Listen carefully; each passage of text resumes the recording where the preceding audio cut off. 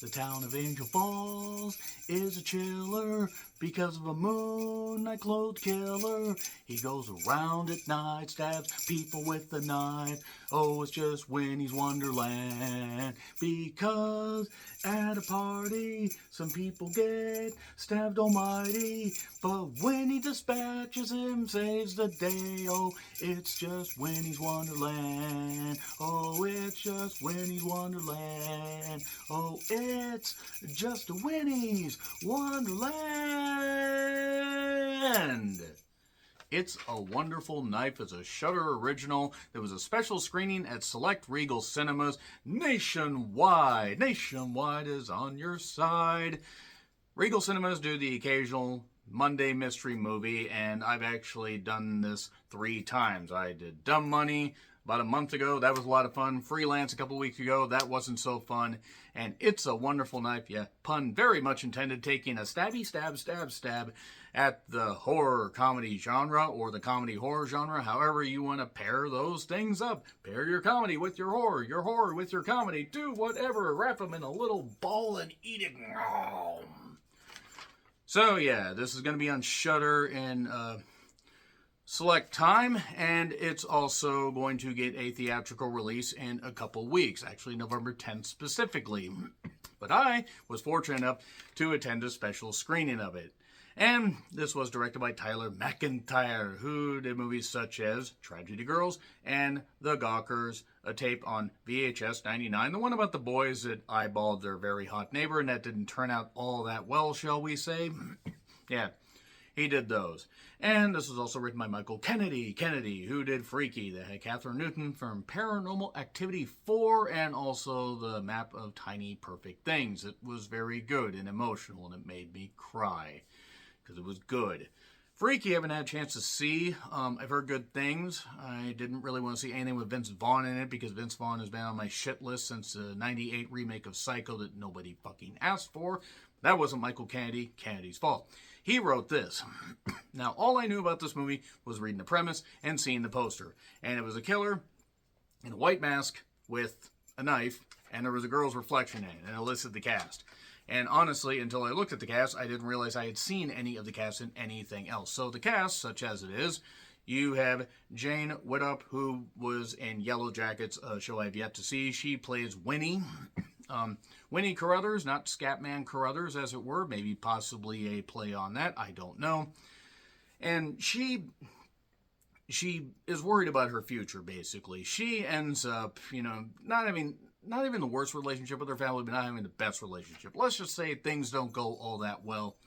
She goes to a party with her friend, but there's a killer on the loose. And also there's, other subplot stuff, basically, where there's a mayor that's kind of a dick, played by Justin Long, in a great role. Justin Long has just been fucking terrific lately. He was great in Barbarian. Barbarian was tremendous. He was fantastic as a creep in that. And he's in this. Joel McHale, just check his IMDb page, you'll recognize the guy. He plays Winnie's dad, David. And basically, the killer ends up showing up at this party, and certain things happen. A few people do die, obviously. You need that to happen in a comedy horror, even if the comedy outweighs the horror more, in this case. And Winnie ends up dispatching the killer, and great, she was able to do this. She finds out who the killer is. I'm going to say that for the spoilers, even though you can figure out from the first 5 minutes who the fuck the killer actually is. And a year later, let's just say things aren't going all that well. She's distant from people, but also wants people to respect the fact that, hey, yes, we need to move on with our lives, but also you haven't given me a chance to grieve this, all this. And then she makes a wish that she wishes she had never been born. And now she's trapped in a nightmarish reality where she sees what would happen if she hadn't been born, she hadn't stopped and, helped Angel Falls, which, by the way, was filmed in Vancouver, BC. By Christ, can you tell? Nothing against Vancouver, BC, but this had just Canada all over it. She finds out what would have happened if she had never been born. And it's not, like Jimmy Stewart, who played a lot of fucked up roles. And, really, when you think about it, his character in It's a Wonderful Life was not a good guy. Not a good guy at all. But anyway, Winnie basically has to come to grips and try to find out, how to basically get back to her own time. So she's Samurai Jack.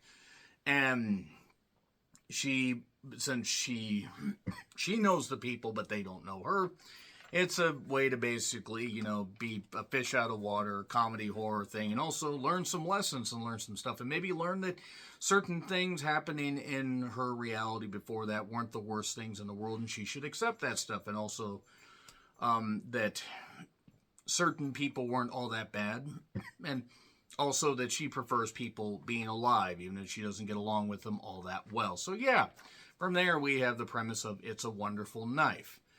Now, I'm going to basically state how I feel about this in a bit, but if you get a chance to see this, oh, fuck it, I'm just going to say right now, this is a fun goddamn romp. This was a teetotal blast. I had a great fucking time from the very beginning to the very end.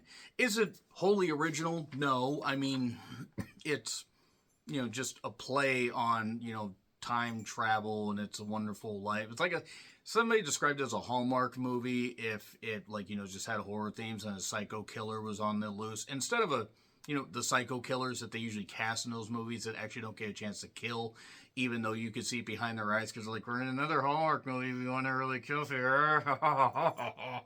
And we do get some nice gore, we do get some nice violence, we get a lot of hokiness, a lot of goddamn hokiness, and are things basically just pretty much left up in the goddamn air like, oh, this happened and we're just going to do this? Sure. And there are certain character motivations that just happen. There are certain things that you can figure out. One shout I do want to give as far as the cast, Jess McLeod, or McLeod, or however the heck you say it, McLeod. McLeod? No, it's not McLeod. Jess did a really good job as Bernie. She's kind of the strange, weirdo, nerdy girl that was in a show called One of Us is Lying. I need to see more stuff that she was in. She was really good. It's not that Jane wasn't good as Winnie, but I thought Jess as Bernie was just great. Also, Catherine Isabel was in this. She was in Ginger Snaps and Freddy vs. Jason. Is the same age as me and looks incredible. Justin Long was fucking tremendous in this. Do want to also give a shout to Cassandra Naud, who was in Influencer, a movie that I encourage you guys to check out that is on Shudder. She's one that has a birthmark on her face, like right here. And, I'm just going to say right now, beautiful woman, talented actress, very funny, but also can play a great bitch and a great, and be great in horror. I just want to say it. This is basically just a fun romp and ridiculous. It is situational comedy with psycho killing happening. And sure, if you try to break down any of the plot, really a lot of it doesn't make sense. But it's also somehow grounded in reality and works. I don't know how this movie worked necessarily because by all accounts I should have hated this. And I did not hate this. I had a great time and this is one of the most fun times I've had at the movies all year. I had a teetotal blast, and I encourage everybody to check this out because Justin Long's great, Jane's great, Jess is great. Seriously, they're fucking tremendous cast. Joel McHale is great as the dad. And the thing is about the alternate realities, you see like the pains, there's actually some good emotion about this. Sure, it's maybe just tugging on your heartstrings and being a little silly, and the movie's absolutely ridiculous, but it's a blast. It's a blast from beginning to end, and it's breezy. It's like 85 minutes, maybe. And it's fun. It's a lot of fun. Okay, there are a few moments where I'm like, all right, that really doesn't add up all that much, but nevertheless, it's a great goddamn blast and a great goddamn time. I am going to get into spoilers, but when it comes out November 10th, I encourage you guys to check it out. It's absolutely well worth watching in theaters. Maybe you'll have fun. Maybe you won't care for it at all. Or you can see when it drops on Shudder. But support movies like this, because this was definitely a cut above a lot of the Shudder originals that have been out in the last few years. 3, 2, 1, and spoilers. Okay, so at the party, Winnie's best friend ends up dying. Now, a little bit earlier, Justin Long's character, Henry Waters, who is making a lot of, business deals, and is trying to buy up a bunch of property to build this big old complex, this big old stuff, because he's got this absolute power complex. He ends up trying to make a deal with an older guy that doesn't want to sell his house. And it's pretty much the last house that's in the way, necessarily. David works with him. You got a Christmas Carol situation here. Always working on the holidays. Cratchit. Carruthers, Cratchit. Okay, I mean, I guess I kind of get that there. And then, suddenly, a killer shows up. And really, I mean, honestly, if you look at the killer, it's like Moon Knight. That's exactly what I thought when I saw Moon Knight. I mean, maybe not exactly Moon Knight, but that's like the influence that I got there. And the grandpa, the best friend's grandpa, dies. And then there's Winnie's brother, by the way, also. And, maybe the actor really is. I don't know. I don't give a shit. But the character's gay. That prompted a few people to actually leave, including this one old lady that tried to leave in a huff and stumbled, and we laughed at her because it was funny. And if you hate gay people just for being gay, you're a fucking asshole and a bigot, and you deserve, quite frankly, to... Hopefully that lady, limped out of there and can't walk straight for a while. Maybe she'll learn a lesson. So anyway, nevertheless, the brother's there at the house. Winnie finds out basically, through talking to Bernie, Jess, that, well, hey, your boyfriend's somewhere. Let's just say... Let's just say certain things are going on here. And I'm jumping ahead a little bit, but she ends up dispatching the killer and finds out that the killer is the mayor. Which isn't really all that surprising. And then a year later, she's distant from her boyfriend. She finds out her boyfriend's dating somebody else and has actually been banging this girl, and the girl's been banging him. I guess that counts for the year. She can't get into NYU. She's not doing all that well. She had a little bit of a brief bond with this girl Bernie, but people are like, oh, don't talk to the weirdo, even though, I mean, nothing wrong with how Jess is. Jess plays the weirdo character well. She's pretty.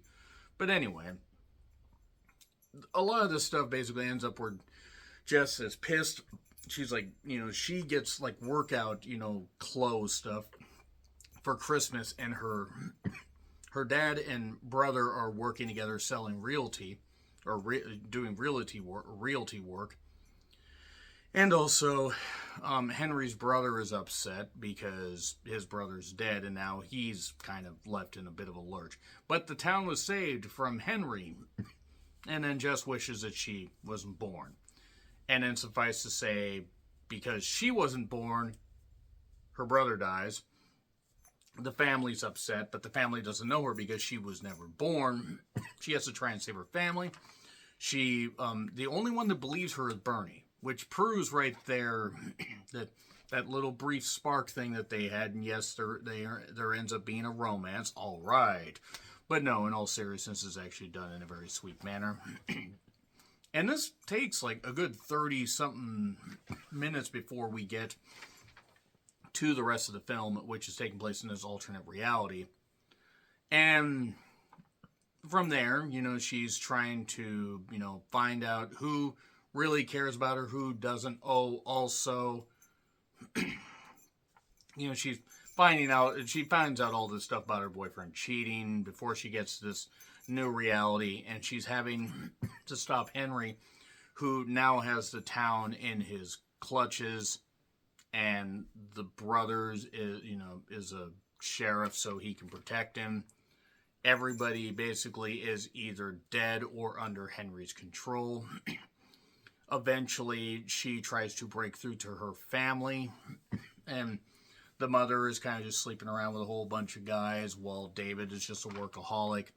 She too many pronouns, pal, sorry, Vince McMahon. Winnie tries to get through to David, and ends up letting it slip. Old dad, I only have one son, I don't have anybody else, and you need to get out. And then there's this killer going on. The killer is just indiscriminately killing various people that get too close or whatever. And who is this killer? Well, it actually turns out that this killer is David. And the reason the killer is David is because Henry now has absolute power, is able to build this complex, and controls everybody in town. Why? Because why not?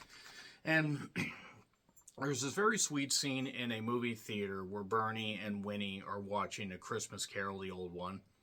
Very sweet part. And then Other characters show up. Various characters get picked off. Some good death scenes, I do want to say. And then there actually is this one hilarious moment where she has Bernie with her, she has her aunt with her, and Winnie knocks the killer down, and then she has to step over, and they have to step over him, and then she unmasks him, and it turns out to be her dad, except, let's kill my not dad. It's kind of funny saying that. She ends up killing him, and the reason this wish happened, by the way, is because of Aurora Borealis. At this time of year, at this time of day, localized entirely within Angel Falls. But it's fading. And it's about to fade, and she kills her not dad. But nothing has changed. She wants to go back. Bernie says, well, we can fix this. We can try and figure this out.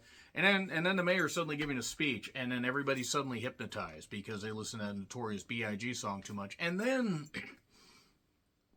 we see a guy killed, strung up in the Moon Knight outfit. And then you would think all these hypnotized people would try to defend Justin Long, but they don't do that. They don't do that at all. They just let Winnie and Bernie get up there, and they end up slapping the teetotal shit out of him. They end up pushing him off the stage. The people get to him like it's Dawn of the Dead, but he gets up on the stage. Bernie ends up killing him, but Winnie was supposed to kill him, so it's really weird. So suddenly, because that happened and everybody's free to do what they want any old time, now Winnie's able to go back to her own time, like Samurai Jack. And they kiss just before that. And then Winnie's all happy. She sees her brother, everybody's all good and everything. And then she realizes, shit, one thing that Bernie told her before they end up killing Justin Long was this was going to be her last Christmas. She had had such a hard life, she was going to end her life, and she didn't because of that. And just helps out there, guys. Don't feel that that's the answer. I understand being depressed. I understand depression. Just help is out there. She suddenly rushes, goes to see Bernie, and says, don't do this, you matter, all this stuff. And then suddenly Bernie remembers, because Bernie remembers this shit, so was that Bernie from this reality brought back to, or that reality brought to this one, or did she just absorb the memories of the others? I have so many questions, I'm thinking too much into it. And they go off, and I guess they're a couple now. Whatever. It was fun, entertaining as fuck. I'm giving it an A+ for the entertainment. As far as a movie, it probably only deserves a B-, because it's just silly and it's a romp, but I had great fun, so A+. Let me know your thoughts in the comments. Like, share, subscribe, Twitter handle in the description. I'm John Ritland. I'll see you soon.